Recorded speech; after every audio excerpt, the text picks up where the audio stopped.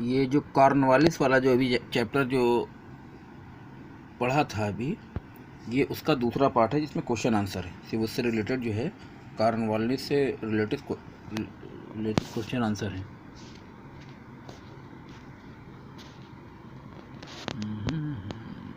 आओ भैया साफ हो जाओ।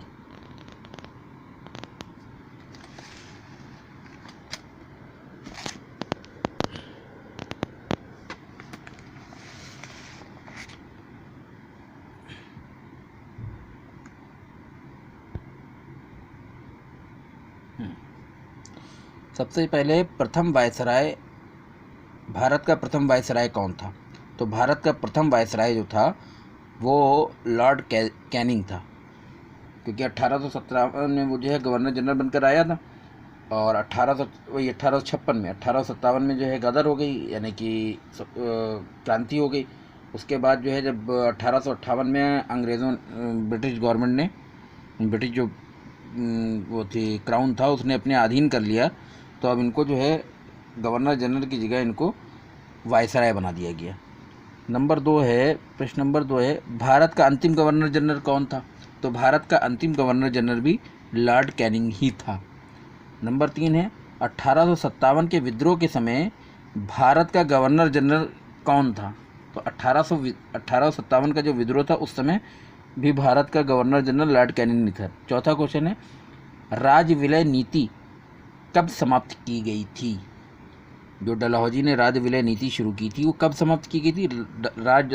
डलहौजी ने जो राज विलय नीति समाप्त की, जो लागू की थी, उसको 1858 के बाद, 1858 के बाद उसको समाप्त किया गया, और उसके स्थान पे जो नई चीज़ ये रखी गई कि कोई भी राजा अगर कुशासन करता है, अगर वो किसी तरह का वो करता है, तो उसका राज तो नहीं हड़पा जाएगा, लेकिन राजा को दंडित किया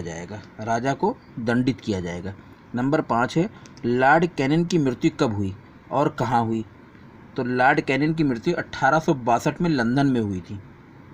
1862 में लंदन में हुई थी, शायद इनकी 1862 में लंदन में हुई थी। हाँ,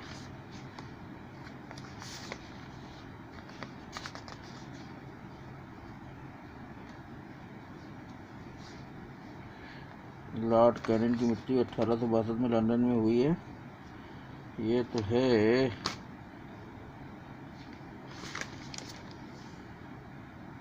चलिए, हाँ हुई 1862 में ही। डेट कंफर्म नहीं, डेट बाद में बता देंगे। 5/62 में। छठा क्वेश्चन है, कैनिंग ने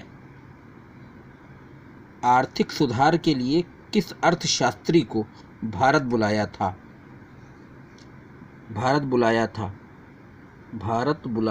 किस अर्थशास्त्री को भारत बुलाया था? तो कैनिंग ने जो है विल्सन को भारत बुलाया था। अर्थशास्त्री थे विल्सन, वो अर्थशास्त्री विल्सन थे जिनको कैनिंग ने भारत बुलाया था। अब उसके बाद में आता है 7वां क्वेश्चन, कैनिंग द्वारा आयात और निर्यात कर किस दर से लगाए गए, यानी कि किस दर से लगाए गए, किस परसेंटेज से लगाए गए, दर मतलब परसेंटेज से। तो उसने आयात कर जो लगाया था वो 10% और निर्यात कर 4%। आयात कर 10%, निर्यात कर 4%, ये दिया हुआ है। आयात कर 10%, निर्यात कर 4% की दर से लगाया था। नंबर 2, आयात कर कितनी राशि पर लगाया गया था? तो कैनिंग ने जो आयात कर लगाया था वो 500 रुपये से अधिक की राशि पर लगाया था। 500 रुपये से अधिक की राशि पर लगाया था। अब उसके बाद में है क्वेश्चन नंबर 9, भारत में नोट का प्रचलन किसने किया? तो भारत में नोट का जो प्रचलन है, यानी कि जो रुपया नोट में जो चलता था, उसका प्रचलन लॉर्ड कैनिंग ने किया। नंबर 2, आसाम तथा नीलगिरी की पहाड़ियों पर कहवे की खेती को प्रोत्साहन किसने दिया? आसाम और नीलगिरी की पहाड़ियों पर कहवे की खेती लॉर्ड कैनिंग ने प्रोत्साहन दिया। उसके बाद में आता है नंबर 11, मुंबई, कलकत्ता तथा मद्रास में उच्च न्यायालयों की स्थापना किसके शासन में कराई गई?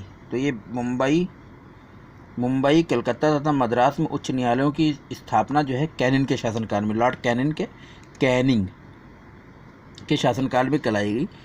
मद्रास, मुंबई तथा कलकत्ता